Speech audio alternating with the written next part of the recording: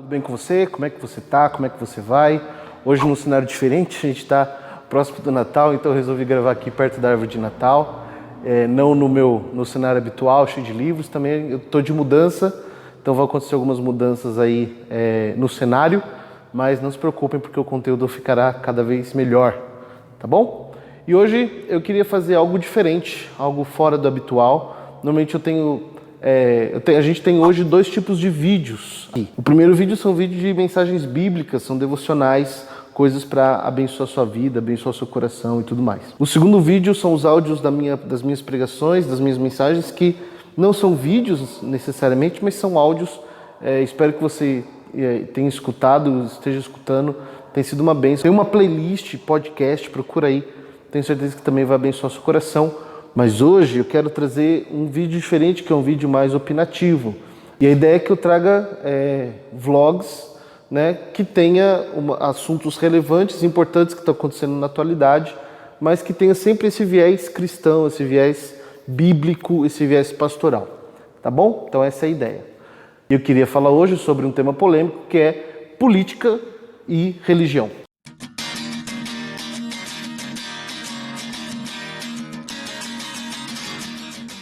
Bom, falar de política e religião não é um assunto novo, é um assunto já abordado há tantos e tantos anos, mas eu acho que é importante. Por que é importante? Porque a gente precisa conhecer um pouquinho sobre essa história de política e religião. Religião e política sempre estiveram juntos. Religião e política sempre foram unidas. E sempre que religião e política foram unidas, sempre deu ruim, né? Nunca foi muito bom. Bom, isso acontece quando, por exemplo, ao longo da história, né? Então, nós vemos na história que o imperador romano se converte, se batiza, e a gente não sabe por que ele se batizou ou não, mas ele se batizou e ele resolve instituir o cristianismo como uma religião oficial. O problema do cristianismo é que ele sai de perseguido para perseguidor. Então, antes o judaísmo perseguia ele, outras religiões romanas perseguiam eles, mas agora eles passam a proteção do Estado. E quando eles começam a ter a proteção do Estado, eles começam a perseguir o judaísmo, eles começam a perseguir outras religiões, e isso é ruim. Com o passar do tempo, esse poder da religião sobre o Estado, ele se torna cada vez mais forte e se torna cada vez mais intolerante com as outras religiões, perseguindo, matando e tantas outras coisas. Aí até que vem o iluminismo. Eu estou resumindo muito aqui, tá bom? Mas se você quiser um vídeo, deixa nos comentários que a gente esmiuça toda essa questão histórica para vocês. Bom, então a ideia, e esse é o ponto, é o seguinte, que você tem cada vez mais perseguição e cada vez mais o Estado se integrando com a religião, a política se integrando com a religião, até que vem o iluminismo. O iluminismo, ele é contra o absolutismo, ele é contra o Estado como mantenedor da religião, a religião como promotora de Estado.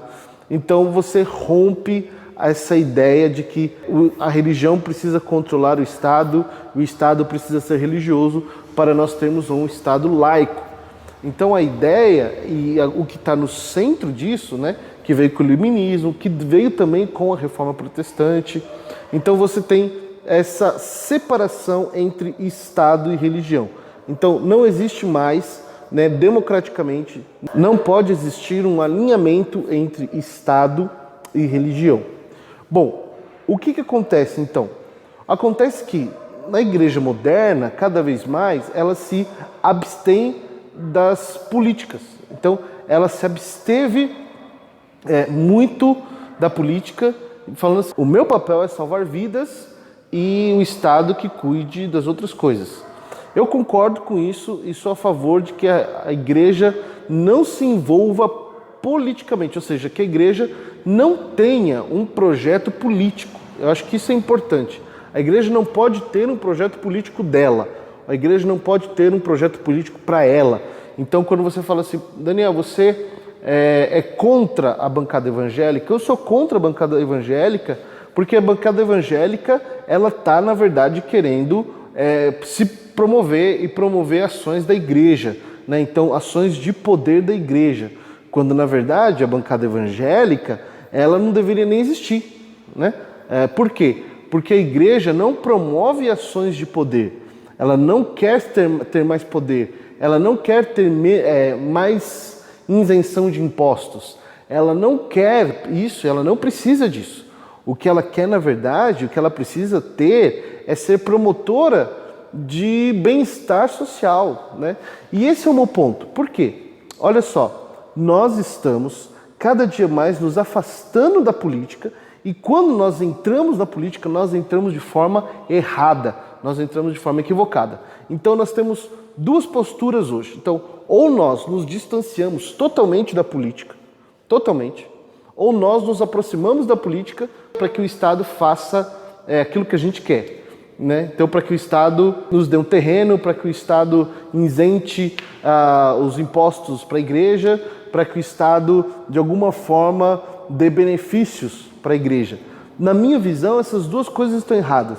Nós não podemos nos afastar totalmente da política, mas nós não podemos entrar na política para querer poder ou para ter formas de poder. Bom, qual que é então a melhor forma? Para mim, a melhor forma hoje é a forma com que nós encontramos na Bíblia. E aí aquilo que a gente chama de profetismo. O que é o profetismo? O profeta não é aquele que revela aquilo que a pessoa faz ou aquilo que Deus vai fazer. O profeta não é aquele que revela o futuro. O que é o profeta? O profeta é aquele que denuncia pecado.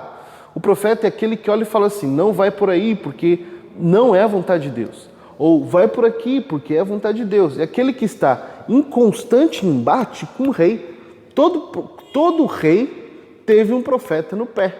E todo profeta teve um rei para encher a paciência. Então, nós temos que entender que hoje a igreja ela precisa ter uma ação profética na sociedade. Então, como é que a gente faz isso? Nós denunciamos ações erradas e equivocadas. Eu vou dar um exemplo. Recentemente aconteceu aqui em Paraisópolis, né, uma favela aqui de São Paulo, um cerco da polícia chamado Pancadão, que matou, pisoteado, né, 9 garotos, 10 garotos. Isso é ruim. Eu não estou falando mal da polícia, mas eu estou falando mal da inteligência da polícia, entende? Não é a polícia, o policial que estava lá apenas. Eu não estou falando mal dele. Eu estou falando mal daqueles e daquelas que orquestraram isso. O Estado que orquestrou isso. Foi uma ação desastrosa. E aí eu não vejo ninguém, não vejo nenhum pastor se levantando como um profeta e dizendo assim, isso está errado. Por quê? Porque isso fere com a dignidade do ser humano. Não me importa e não me interessa se o jovem que estava lá era um jovem que estava ouvindo funk, era o jovem da periferia, e aí os comentários, se estivesse na igreja, não passaria por isso. Como se o jovem de classe média alta, e de classe média alta, que está na balada, estivesse na igreja também. Entende? Então, qual a diferença do funk da periferia para a balada de Vila Mariana? É que um tem 300, 400, 500 reais para gastar numa balada e o outro tem 60 reais, 50 reais. Entende? Então, assim, nós, como igreja, nós precisamos nos aproximar da política para olhar para o governador, para olhar para o presidente, para olhar para o prefeito, para o subprefeito, ou seja lá quem for, apontar o dedo e dizer, isso está errado, isso está equivocado, né? Então, é essa forma de política que nós temos que ter. Entende? Porque não adianta nós defendermos políticos, né? Nós temos que defender o quê? Projetos políticos. E qual é o projeto político que vai dar certo? Qual é o projeto político que está no coração de Deus? Essa é a ideia. Entende? Então, assim, a primeira coisa é nós precisamos agir como profetas na sociedade, denunciar aquilo que está errado. É o seu papel como cristão. É o seu papel. Hoje nós não precisamos de gente que vá simplesmente na igreja. Nós não precisamos de pessoas que sentam nos bancos, mas nós precisamos de homens e mulheres com coragem, que usem a sua influência, que usem as suas redes sociais para denunciar esse tipo de coisa. Nós, como igreja institucional, as instituições, elas precisam denunciar esse tipo de coisa. Elas precisam dizer, olha, esse tipo de política nós não queremos. Esse tipo de projeto nós não queremos. Essa é a ideia. Bom, mas também só denunciar não vai valer a pena. O profeta não só denuncia, mas o profeta também dá caminhos. Então a igreja hoje, que precisa ser uma igreja política ou uma igreja politizada, ela precisa também não só colocar o dedo na ferida, não só apontar o dedo e dizer assim, isso está errado, porque isso acaba virando um moralismo e apenas moralismo, mas a igreja precisa dizer assim, olha, faça dessa forma, faça desse jeito, faça diferente daquilo que o mundo faz, mas faça igual a igreja está fazendo. Então eu vejo as igrejas preocupadas em convidar governadores aos seus altares, deputados aos seus altares, senadores aos seus altares, mas eu não vejo de igual forma essas igrejas preocupadas em promover crescimento social no seu bairro. Nós queremos a política e nós queremos as benesses da política, mas nós não queremos dar o exemplo sociologicamente, né? Então, a sua igreja, ela tem um grupo de proteção contra mulheres, por exemplo? A sua igreja tem um grupo de prevenção contra drogas? A sua igreja, ela trata como a pessoa que está divorciada, a mulher que está divorciada? A sua igreja trabalha com viúvas e com órfãos? Porque a igreja, ela nasce daí, né? Ela nasce também de uma preocupação com viúvas e órfãos. Os apóstolos estavam reunidos, uma das pessoas da comunidade levanta e fala assim, olha, vocês estão esquecendo dos órfãos e das viúvas, nós precisamos cuidar dos órfãos e das viúvas. Quer dizer, quais órfãos a sua igreja tem cuidado? Quais viúvas a sua igreja tem cuidado? Entende? Então assim, isso também é profético, isso também é você mostrar para a sociedade que a igreja trabalha profeticamente.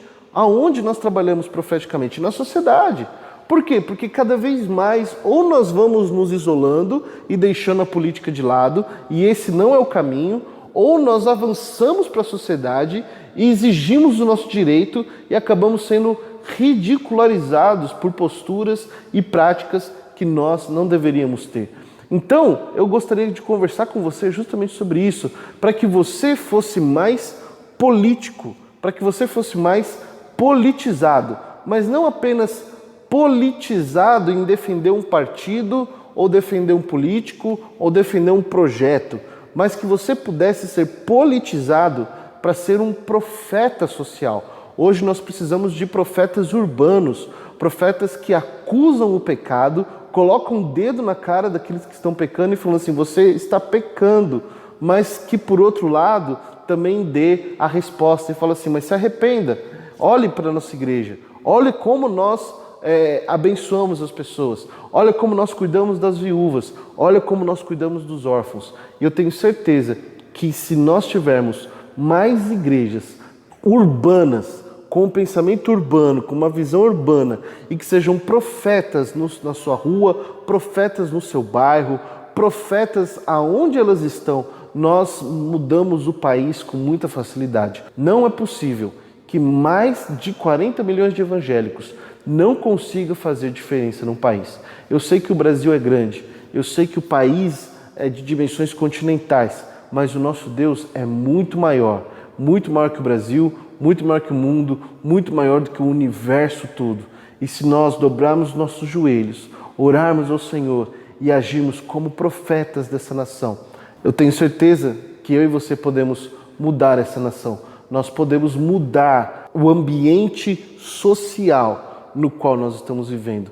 Nós podemos mudar esses 13 milhões de desempregados que nós temos hoje, mais de 13 milhões de desempregados, nós podemos reverter isso e colocar todo mundo trabalhando. Nós podemos gerar emprego, nós podemos gerar riqueza, nós podemos gerar cultura, nós podemos proteger os pobres, nós podemos abençoar e sustentar órfãos e viúvas, nós podemos ter uma política muito mais séria, muito mais pautada pela ética e pela moral, nós podemos ter uma igreja mais séria, homens de Deus que sobem nos púlpitos e realmente pregam a verdade do Evangelho. Eu creio que é possível a igreja brasileira transformar o mundo, mas nós precisamos de profetas sociais, de profetas urbanos, de homens e mulheres que não tenham medo de dizer a verdade, que não tenham medo de apontar o pecado, mas que ao mesmo tempo não tenham medo de também mostrar caminhos e saídas e soluções.